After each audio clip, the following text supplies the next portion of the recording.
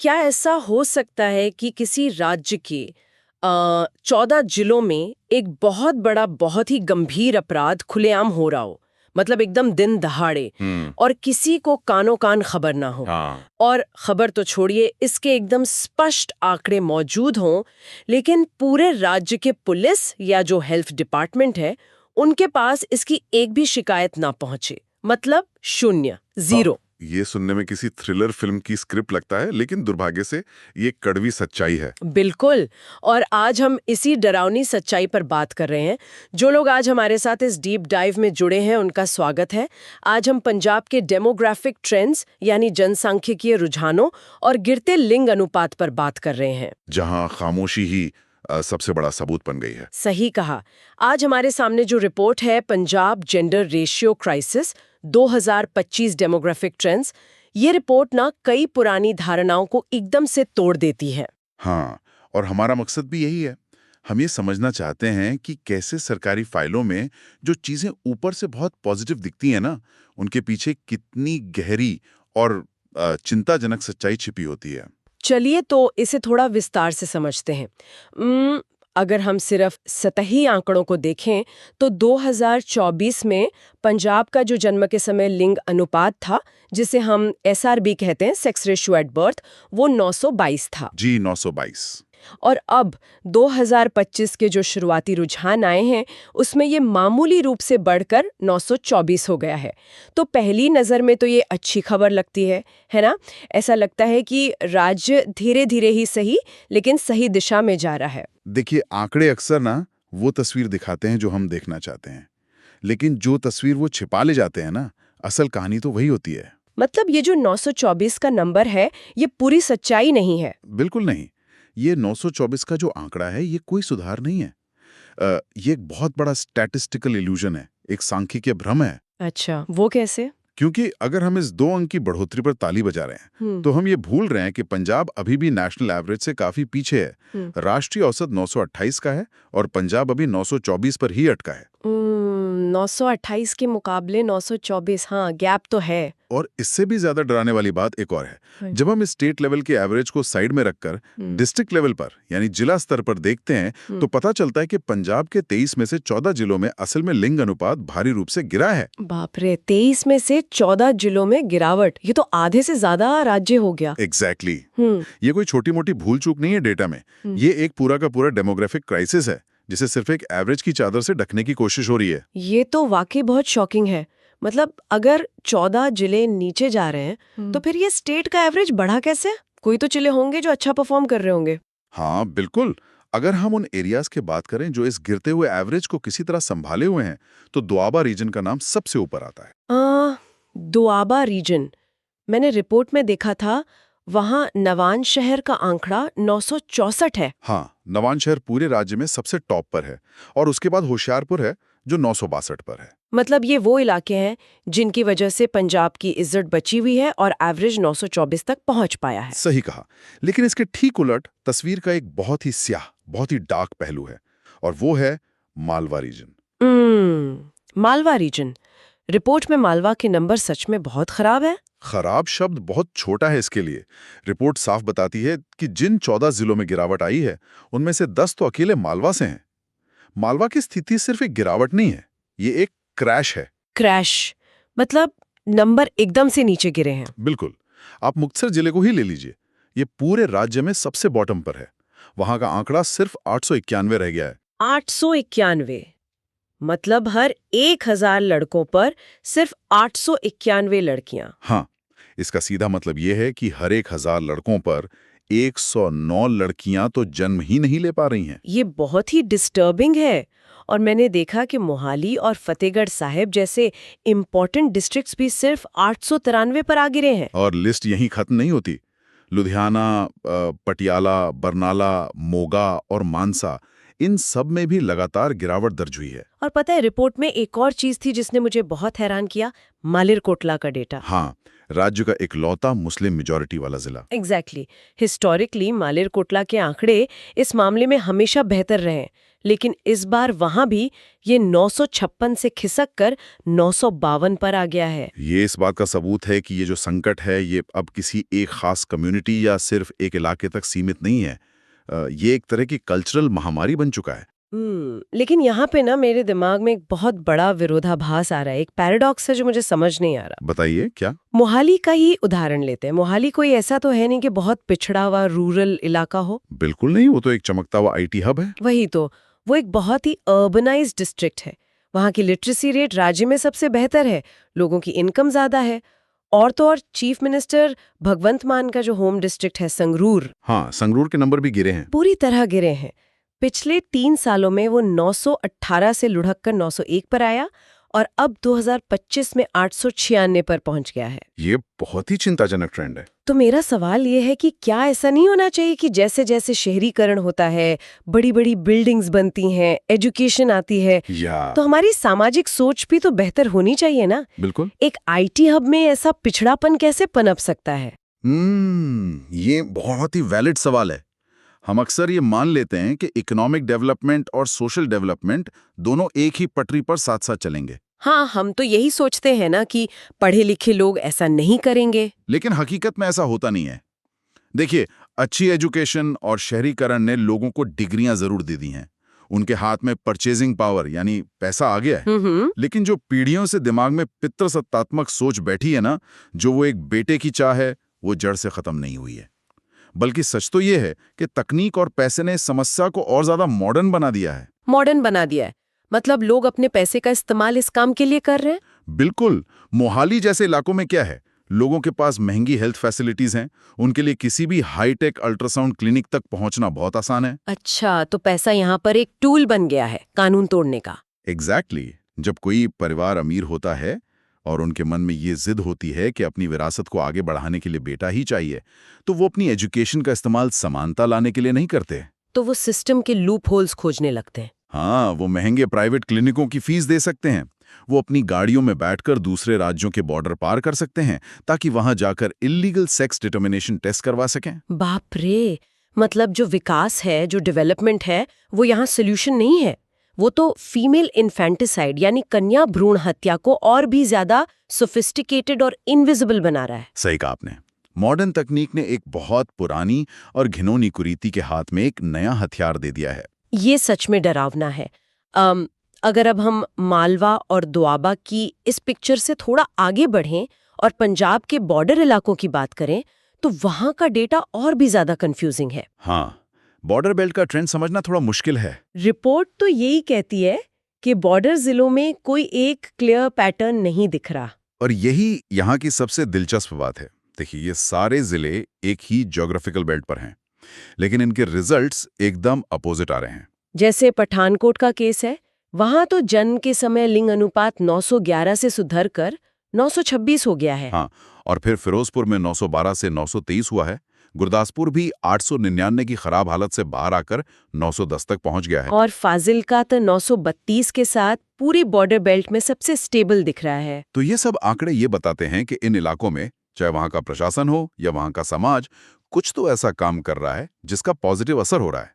लेकिन उसी border belt पर, बिल्कुल उसी लाइन में, अमृतसर और तरनतारन भी तो है। हाँ, और उनकी कहानी एकदम उलट है। अमृतसर में आंकड़ा 917 से गिरकर 915 हो गया है। तरनतारन 908 से 903 पर आ गया है। बिल्कुल। तो मेरा पॉइंट ये है कि अगर बॉर्डर इलाके की भौगोलिक स्थिति एक जैसी है, वहां की इकोनॉमिक चुनौतियां सेम है, तो फिर ये ट्रेंड्स इतने अलग क्यों भाग रहे हैं? देखिए, ये जो डिस्पैरिटी है ना, ये हमें एक बहुत बड़ी बात समझाती है।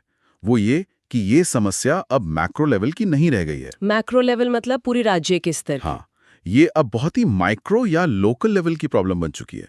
हो सकता है कि किसी एक जिले का एडमिनिस्ट्रेशन पीसी-पीएनडीटी एक्ट को बहुत सख्ती से लागू कर रहा हो।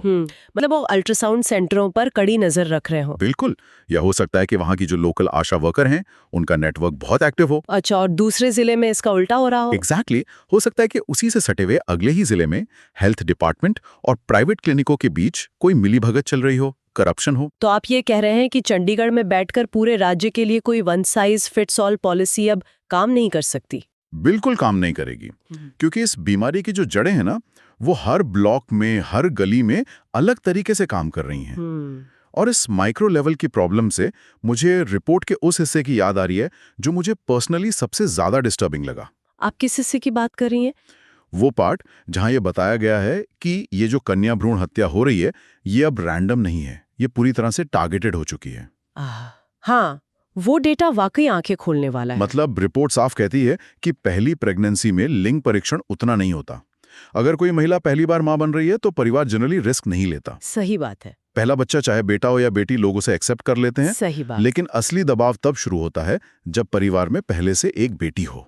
मतलब जिन औरतों की पहले से एक बेटी है, उन पर दूसरी प्रेगनेंसी के दौरान भ्रूण हत्या का प्रेशर कई गुना बढ़ जाता है। इसे ही डेमोग्राफी की भाषा में सन मेटा प्रेफरेंस कहते हैं, और ये इसका सबसे क्रूर, सबसे निर्दयी रूप है।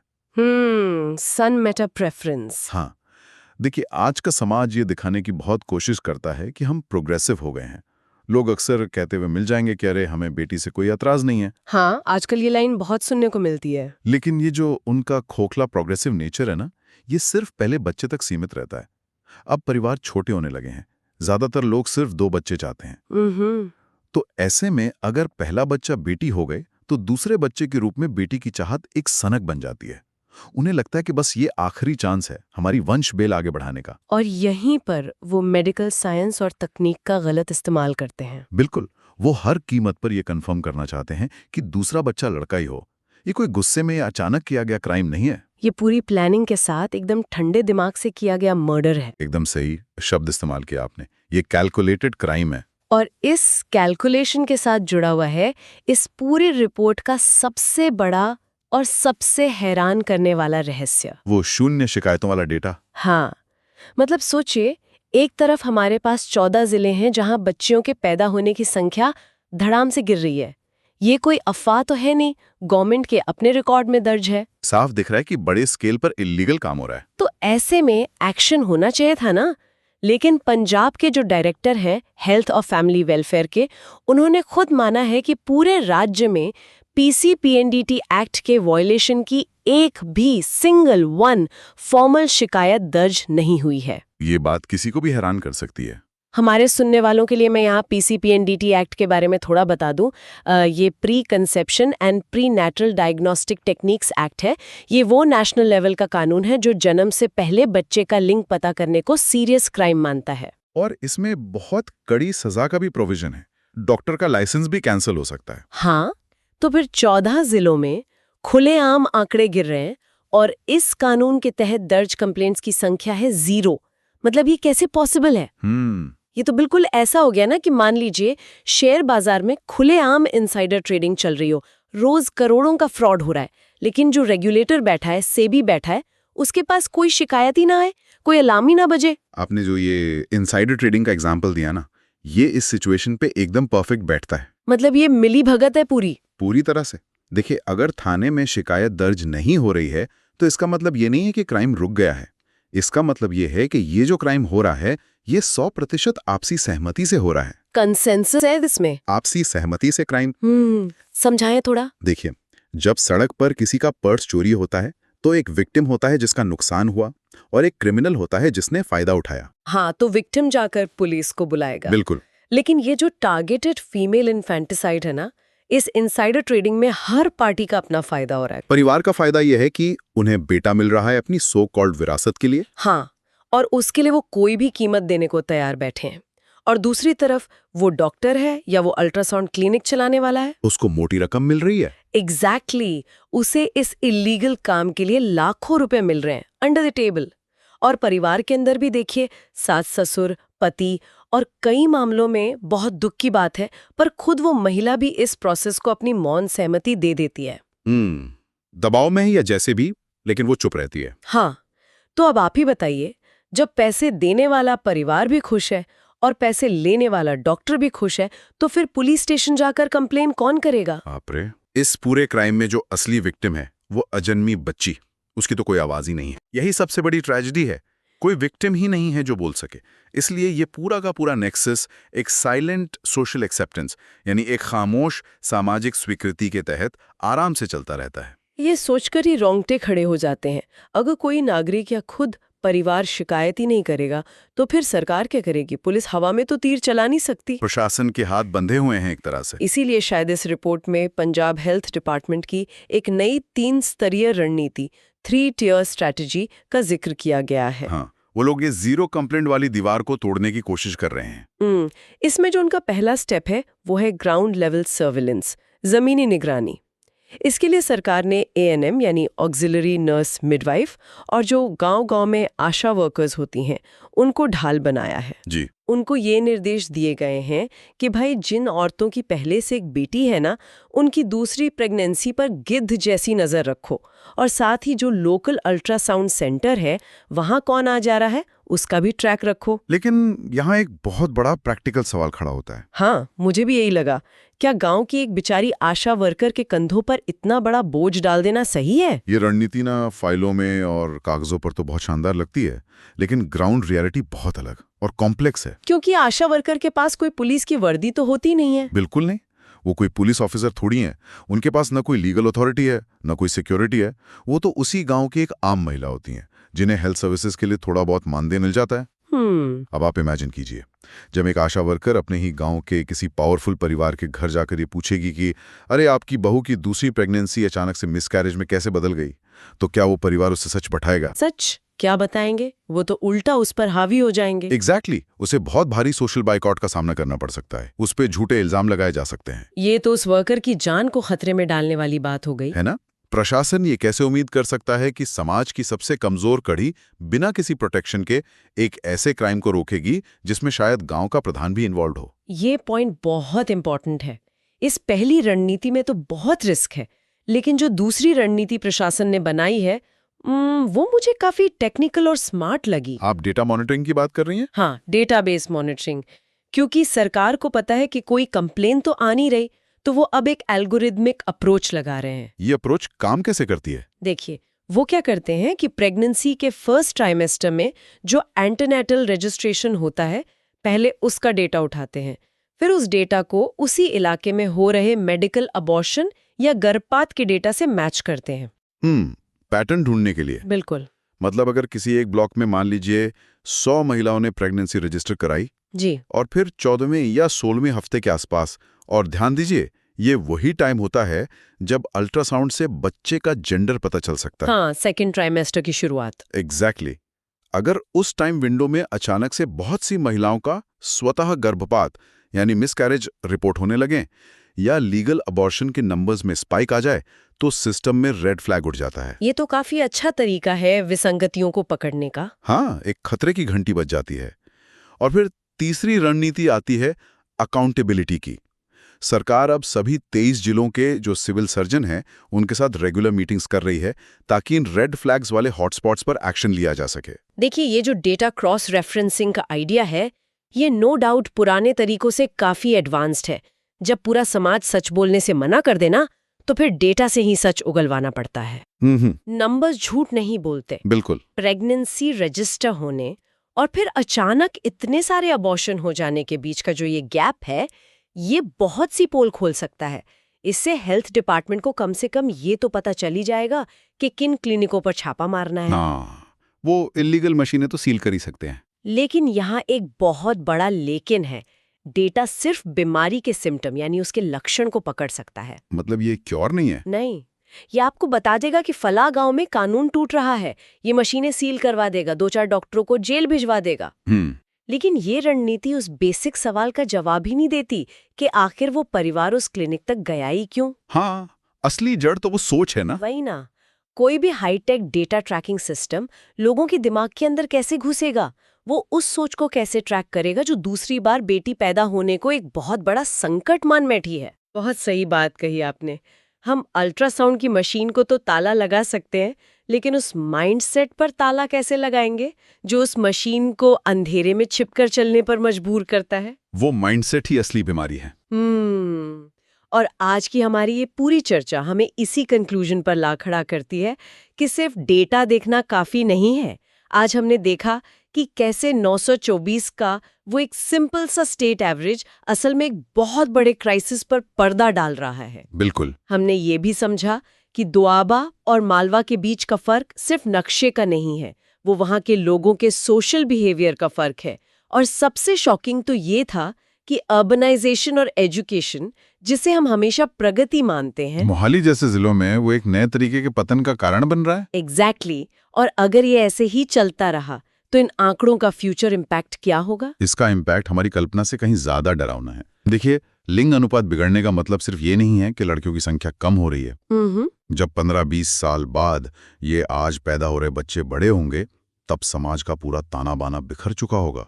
मैरिज डायनामिक्स तो पूरी तरह से डिस्टर्ब हो जाएंगी। बिल्कुल, शादी के लिए लड़कियां नहीं मिलेंगी। और इतिहास गवाह है, समाज शास्त्र बताता है कि जिन भी समाजों में महिलाओं की संख्या बहुत ज्यादा कम हो जाती है, वहां महिलाओं के खिलाफ हिंसा, क्राइम और ह्यूमन ट्रैफिकिंग बेतहाशा बढ़ जाती है। बाप रे। ये सिर्फ उन परिवारों की प्रॉब्लम नहीं है जो आज क्लिनिक में जाके भ्रूण हत्या कर रहे हैं। ये पूरे समाज के लिए टिक टिक करता हुआ एक टाइम बॉम्ब है। और ये एक ऐसा कोचक्र है जो चुपचाप हमारे फ्यूचर को निगल रहा है। ये जो टारगेटेड भ्रूण हत्या का ट्रेंड हमने डिस्कस किया ना, ये चीख चीख कर बता रहा है कि हमारी मॉडर्निटी की जो चादर है वो कितनी पतली है। बहुत पतली है। आज भी हमारे घरों में बेटियां सिर्फ एक्सेप्टेबल हैं, डिजायरेबल नहीं। मतलब उन्हें स्वीकारा जाता है पर चाहा नहीं जाता। और यही बात एक बहुत ही क्रिटिकल सवाल खड़ा करती है। आज की इस चर्चा से जो सबसे विचलित करने वाली चीज निकलकर आई वो थी 0 कंप्लेंट्स। शून्य शिकायतें। हाँ, जब दूसरी बेटी के डर से परिवार, डॉक्टर और समाज तीनों मिलकर एक साइलेंट एग्रीमेंट कर लेते हैं एक क्राइम करने के लिए, किसी को कोई गिल्ट नहीं होता, तो ये सोचने पर मजबूर करता है। जब एक पूरा का पूरा समाज किसी भयानक राज को छिपाने के लिए एक हो जाए, तो क्या कोई भी PCPNDT एक्ट या सरकारी डेटा ट्रैकिंग सिस्टम उसे कभी भी रोक पाएगा? सरकार हर बेडरूम में तो पुलिस बिठा नहीं सकती। बिल्कुल नहीं। तो क्या असली बदलाव कभी इन सरकारी फाइलों या डिस्ट्रिक्ट मजिस्ट्रेट की मीटिंग से आ सकता है? शायद नहीं। या फिर क्या इस बदलाव की असली शुरुआत हमारे अपने घरों की चारदीवारी के भीतर से, हमारी अपनी सामाजिक चेतना के जागने से होनी चाहिए? ये सच में एक ऐसा सवाल है जो बहुत देर तक दिमाग में गूंजता रहेगा। हम अक्सर ना समाज की प्रॉब्लम्स को एक एक्सरे मशीन की तरह देखना चाहते हैं, जहां हड्डी टूटी दिखे और डॉक्टर प्लास्टर लगा दे। हाँ, लेकिन सोसाइटी के मामले में ये एक्सरे मशीन हमें अक्सर धोखा दे जाती है। 2025 के ये शुरुआती आंकड़े भले ही हमें पास होते हुए रिपोर्ट कार्ड का भ्रम दे रहे हों, लेकिन अंदर ही अंदर ये हमारे समाज के सबसे डार्क और खामोश कोनों की हकीकत दिखा रहे हैं। तो इस बेहद कॉम्प्लेक्स और कई लेयर्स वाले टॉपिक को इतनी गहराई से समझने की इस यात्रा में हमारे साथ जुड़े रहने के लिए आपका बहुत बहुत धन्यवाद। ये एक ऐसा मुद्दा है जो सिर्फ कागजों का नहीं है, ये हम सबके भविष्य से जुड़ा है। ज्ञान और सच्चाई की इस खोज में ऐसे ही सवाल पूछते रहें।